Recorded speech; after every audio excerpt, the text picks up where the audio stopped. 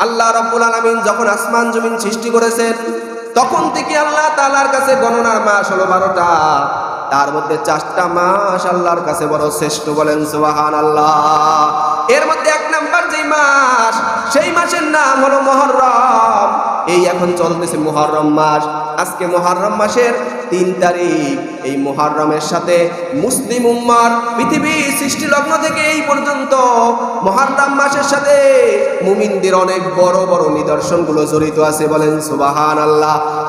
এর মধ্যে এক নাম্বার নিদর্শন হলো যেই দিন আল্লাহ তাআলা হযরতে আদম আলাইহিস সালাতু সালামের দোয়া কবুল করেছেন, সেই দিনটা ছিল এই মুহররম মাসের 10 তারিখ। 10 তারিখ এখন পর্যন্ত আসে নাই, আজকে 3 তারিখ। তো এই মুহররম মাসটা আল্লাহর কাছে সবচাইতে শ্রেষ্ঠ।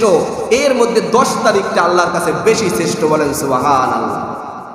আল্লাহ রাব্বুল আলামিন যখন আদম আর হাওয়াকে বানাইলেন, বানানোর পরে আল্লাহ তাআলা আদম আলাইহিস সালাতু ওয়াসসালাম আর হাওয়াকে বললেন, তোমরা জমিনের ভিতরে এই জান্নাতের ভিতরে থাকো, কোনো ধরনের নিষেধাজ্ঞা নাই, যা মনে চায় তাই খাও, কোনো নিষেধাজ্ঞা নাই, কিন্তু সাবধান, লা তাকরাবা হাযিহিস শাজারা, ওই গাছের কাছে তোমরা যাইবা না। আল্লাহ রাব্বুল আলামিন তাদের দ্বারা এই কাজটা ঘটাইছেন।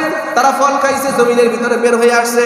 কিতাবের মধ্যে লেখে 40 বছর যাবত আদম আলাইহিস সালাতু ওয়াসসালাম কান্না করতে রইছেন। এমনকি 40 বছরে একবারও আল্লাহর আরশের দিকে তাকান নাই, লজ্জায় আল্লাহ তাআলার দিকে তাকান নাই। আমার মাওলা আমাকে এত দয়া করলেন, এত মায়া করলেন, আমাকে থাকার জন্য সুন্দর একটা স্ত্রীর ব্যবস্থা করেও দিলেন। আবার আল্লাহ আমাকে বললেন যে আদম থাকো, কিন্তু সাবধান, ওই যে গাছ আছে গাছের ফল খাইও না। আমি কি করলাম? অনুতপ্ত হইতে হইতে আদম আলাইহিস সালাতু ওয়াসসালামের কান্না করতে করতে গালের মধ্যে দাগ পড়ে গেছে। সব সময় আল্লাহর কাছে দোয়া করে, আল্লাহ যেই ভুল করছে এই ভুলের কোনো মাফ নাই। ও দয়ার মালিক, কি বলে আপনার কাছে দোয়া করব তাও তো জানি না, কারণ কোনো দোয়াও তো আল্লাহ তাআলা শিখান নাই।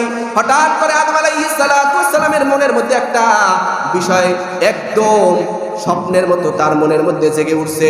তিনি চিন্তা করতে লাগলেন, জান্নাতের মধ্যে কি কি দেখছি। হঠাৎ দেখে আল্লাহর আরশে আযমের উপর একটা কালেমা লেখা।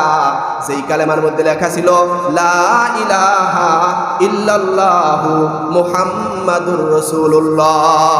আদম আলাইহিস সালাতু ওয়াসসালাম আল্লাহর দরবারে হাত উঠাইয়া বলে, আল্লাহ ও দয়ার মালিক, আপনার নামের সাথে একটা নাম দেখছি গো আল্লাহ, যেই নামটা হলো মুহাম্মাদুর রাসূলুল্লাহ। ও দয়ার মালিক আল্লাহ, আমি বুঝতে পারছি এই নামটা আপনার কাছে বড় শ্রেষ্ঠ, এই নামটা আপনার কাছে বড় গ্রহণযোগ্য। ও দয়ার মালিক, দয়া করে মায়া করে ওই নামের উসিলা করে হলেও আপনি আমাকে মাফ করে দেন, বলেন সুবহানাল্লাহ। আল্লাহ রাব্বুল আলামিন আদম আলাইহিস সালাতু ওয়াসসালামের দোয়াকে কবুল করে নিলেন। সাথে সাথে আল্লাহ তাআলা আদম আলাইহিস সালাতু ওয়াসসালামকে একটা কালেমা শিখিয়ে দিলেন। ও আদম, তুমি দোয়া করো, রব্বানা যালামনা আনফুসানা ওয়া ইল্লাম তাগফির লানা ওয়া তারহামনা লানাকুনান্না মিনাল খাসিরিন। প্রথম বলছে আমি গুনাহগারদের অন্তর্ভুক্ত, আমি জালেম। এরপরে আল্লাহর কুদরতি কথা বইলা শেষেও বলছে, আল্লাহ আপনি যদি আমারে ক্ষমা না করেন তাইলে আমি ক্ষতিগ্রস্তের মধ্যে অন্তর্ভুক্ত হয়ে যাইব। আল্লাহ যখন দেখলেন আদম সামনেও তার দুর্বলতার কথা বলছে, শেষেও তার দুর্বলতার কথা বলছে, যেহেতু আমি আল্লাহকেই সবচেয়ে শ্রেষ্ঠ মনে করছে, আল্লাহ রাব্বুল আলামিন সাথে সাথে তার দোয়াকে কবুল করে নিলেন, বলেন সুবহানাল্লাহ। যেই দিন আল্লাহ তাআলা এই দোয়া কবুল করেছেন সেটি মুহররমের 10 তারিখ। আল্লাহ তাআলা আদম আলাইহিস সালাতু ওয়াসসালামের দোয়া কবুল করে মুহররমের 10 তারিখের মর্যাদাকে আরো বেশি করে বাড়াই দিলেন, বলেন সুবহানাল্লাহ। আদম আলাইহিস সালাতু ওয়াসসালামের সন্তানরা বসবাস করতেছে। নূহ আলাইহিস সালাতু ওয়াসসালামের জামানা চলে আসলো। নূহ আলাইহিস সালাতু ওয়াসসালাম মানুষদেরকে 950 বছর দাওয়াত দিছে। দাওয়াতের মধ্যে কেউ ইসলাম গ্রহণ করে না, দ্বীনের দাওয়াত গ্রহণ করে না। হযরতে নূহ আলাইহিস সালাতু ওয়াসসালাম আশ্চর্য হয়ে গেলেন, আমার মাওলা আমাকে কোথায় পাঠাইছে, কোন মানুষদের কাছে পাঠাইছে, এরা তো ইসলাম গ্রহণই করে না, কবুলই করে না। দাওয়াত দিতে দিতে দিনে দাওয়াত দেওয়ার কারণে কাফের বেঈমানরা এত পরিমাণে মারতে মারতে বেহুশ বানাইয়া সবাই মনে করত নূহ আলাইহিস সালাতু ওয়াসসালাম দুনিয়া থেকে বিদায় নিয়ে চলে গেছে। আবার নূহ আলাইহিস সালাতু ওয়াসসালামের গলার মধ্যে এমন জোরে চাপ দিয়ে ধরতো, জিহ্বাটা বের হয়ে যেত। মনে করতো নূহ আলাইহিস সালাম আর জমিনের ভিতরে নাই, ফালাই দিয়া তারা আবার চলে যাইত। রাতে আবার যখন নূহ আলাইহিস সালাম শরীরটা একটু ভালো লাগতো, সকালবেলা আবার উঠিয়া মানুষদেরকে দাওয়াত দিতে শুরু করতেন। বলেন সুবহানাল্লাহ। এভাবে দাওয়াত দিতে দিতে আল্লাহ তাআলার কাছে দোয়া করলেন, মাওলা এই যে সম্প্রদায় দেখতেছি, ও দয়ার মালিক, এগুলা মনে হয় ঈমান গ্রহণ করার মতো না। আল্লাহ আদেশ জারি করলেন, ওহী নাজিল করলেন, অনু তোমার দ্বারা ঈমান গ্রহণ করছে, এরা ছাড়া আর কেউ ঈমান গ্রহণ করবে না, তোমার দাওয়াত দেওয়ার আর প্রয়োজন নাই। আল্লাহর কাছে দোয়া করলেন, আল্লাহ যেহেতু এই মানুষগুলা ঈমান গ্রহণ করবে না, আপনার কাছে দোয়া করি মাওলা এরা যেন আবার আমার উম্মতদেরকে গোমরা না বানায়, দয়া করে মায়া করে এদেরকে আপনি ধ্বংস করে দেন। কারণ আমি ভয় পাইতেছি যেই কয়টা মানুষ মুসলমান হইছে এরা তো এত বেশি, কেন আবার এদেরকে কুমন্ত্রণা দিয়া আবার অসহসা দিয়া এদেরকেও কাফের বানাই ফেলায়। এই জন্য মাওলা আপনি এদেরকে ধ্বংস করে দেন। আল্লাহ তাআলা তার দিলের ভিতরে এই দোয়া ঢাইলা দিছে। আল্লাহ তাআলার কাছে দোয়া করার সাথে সাথে আল্লাহ তাআলা বলেন, ও নূহ তুমি একটা কাজ করো, একটা নৌকা বানাও, বড় একটা নৌকা বানাও, নৌকা বানাইয়া সুন্দর মতো সেটাকে প্রস্তুত করো। আমি আল্লাহ যখন আদেশ দিব তখন তুমি সেই নৌকার উপরে তোমার সব মানুষজন নিয়ে উঠে যাইবা, যারা ঈমান আনছে তাদেরকে নিয়ে তুমি উঠে যাইবা। ওই জমানায় তো পানির কোনো চিহ্নই ছিল না, কোনো সমুদ্র আশেপাশে দূর দূরান্তে কোথাও সমুদ্র নাই। কাফের বেঈমানরা যখন দেখলো নূহ আলাইহিস সালাম একটা বড় মাঠের মধ্যে নৌকা বানাইতেছে, সবাই আশ্চর্য হয়ে গেছে, হায় হায় এমন পাগল জমিনের ভিতরে আর দেখি নাই, এমন পাগল বলে দুনিয়াতে থাকে, এই মরুভূমির মধ্যে বলে কেউ নৌকা বানায়। নূহ আলাইহিস সালাম কোনো কথার জবাব দেয় না, তিনি আল্লাহর হুকুম পাইয়া নৌকা বানাইয়া প্রস্তুত করে রাখছে। কাফের বেঈমানরা সবাই চিন্তা করলো, যেহেতু নৌকা বানাই রাখছে, পাগলের কাম কি করবে, একটা কাজ করি আমরা সবাই, চলো ওইটার মধ্যে যেই টয়লেট করি। সবাই যে বাথরুম শুরু করে দিছে, নৌকাটা একদম মাকিয়া তলাই গেছে, সব ভরিয়া গেছে।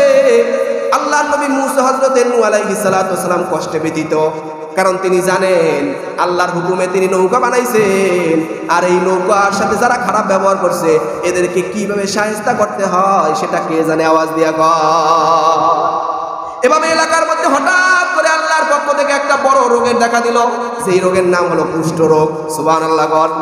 এক বুড়ায় লাড়িতে ভর দিয়ে দিতে দিতে সেই নৌকার কাছে চলে গেছে, যাইয়া শুনছে সবাই যেহেতু টয়লেট করে, আমি ওটু কই নাই, যে ওই জায়গায় উঠছে ইসলাইয়ার ঠাস করে ওই কুয়ের মধ্যে পড়ে গেছে। সুবহানাল্লাহ। পড়ার পরে আবার ঠ্যাঙ্কায় ভর দিয়ে উঠে এসে রাত্রে পড়ছে, রাত্রে সন্ধ্যার সময়, কেউ দেখে নাই, আসিয়া শরীরে ধুইতে দেরি, ধোয়ার পর দেখে ট্যাঙ্কের মধ্যে ঘাও ছিল, ঘাও নাই, শরীরের ভিতরে ঘাও ছিল, ঘাও নাই, চেহারার মধ্যে যেই ঘাও ছিল সেই ঘাও নাই, কুষ্ঠরোগ সব দূর হয়ে গেছে। সকালবেলা যখন তাকে সবাই দেখলো, ডাক দিয়ে জিগায়, ও বুড়া তুমি যে আগের থেকে সুন্দর হয়ে গেছো, তোমার রোগটা গেল কোথায়? বলে যে এদিকে আসো, কারো কাছে কিছু বলবা না, আমি রাত্রে গেছিলাম ওই হযরত নূহের নৌকার মধ্যে টয়লেট করার জন্য, কিন্তু পাও মস্কাইয়া পড়ে গেছি ওই গুয়ের মধ্যে। পড়ার পরে আমি বাসায় আসিয়া যখন শরীরটারে পরিষ্কার করতেছি, এমন সময় দেখি আমার যেইখানে ময়লা লাগছে ওই জায়গাটা সুন্দর সুস্থ হয়ে গেছে। বলেন সুবহানাল্লাহ। শুনতে দেরি ঠাস করে সব এলাকার মধ্যে ছড়াই গেছে, ওই পায়খানা যে গায়ে লাগাইবে সেই সুস্থ হয়ে যাইবে। বলেন সুবহানাল্লাহ। সব দৌড় দিয়া বালতি নিয়া, সব মগ নিয়া, বাটি নিয়া দৌড় হযরত নূহ আলাইহিস সালামের নৌকার মধ্যে যত ময়লা আবর্জনা ছিল সব কাঁচাই নিয়ে গেছে। এরপরে হাজার হাজার মানুষ এখনো বাকি আছে যারা কুষ্ঠরোগ থেকে এখন পর্যন্ত নিরাপত্তা পায় নাই। তারা সবাই পানি নিয়া অনেক দূর দূরান্ত থেকে পানির ব্যবস্থা করে বালতির মধ্যে নিয়া সুন্দর মতো ধুইয়া পরিষ্কার করে কোনা কাঞ্চিতে কোন জায়গায় আছে একদম সব ধুইয়া মুছিয়া এমন ভাবে ধুইছে চকচক যা আগে ছিল তার থেকে হাজার গুণ বাইরে গেছে। সবাই ওই পানি যে গায়ে লাগায় আল্লাহর কুদরতে তার গায়ের কুষ্ঠরোগ ভালো হয়ে যায়। বলেন সুবহানাল্লাহ। আমার আল্লাহ কোরআনের ভিতরে ডাক দেয়া কয়, অমাকারাল্লাহ আল্লাহু খায়রুল মাকিরিন। ও বান্দারা তোমরা আমি আল্লাহর সাথে চক্রান্ত করবা, আমার নবীদের সাথে চক্রান্ত করবা, আমার আলেমদের সাথে চক্রান্ত করবা, আমার খাস বান্দাদের সাথে চক্রান্ত করবা, কোনোদিনও সম্ভব না। তোমরা কেউ সফল হইতে পারবা না। এমন একটা মাধ্যমে আমি আল্লাহ তোমাদেরকে নিচে নামাই দিব, তোমরা কল্পনাও করতে পারবা না। বলেন সুবহানাল্লাহ।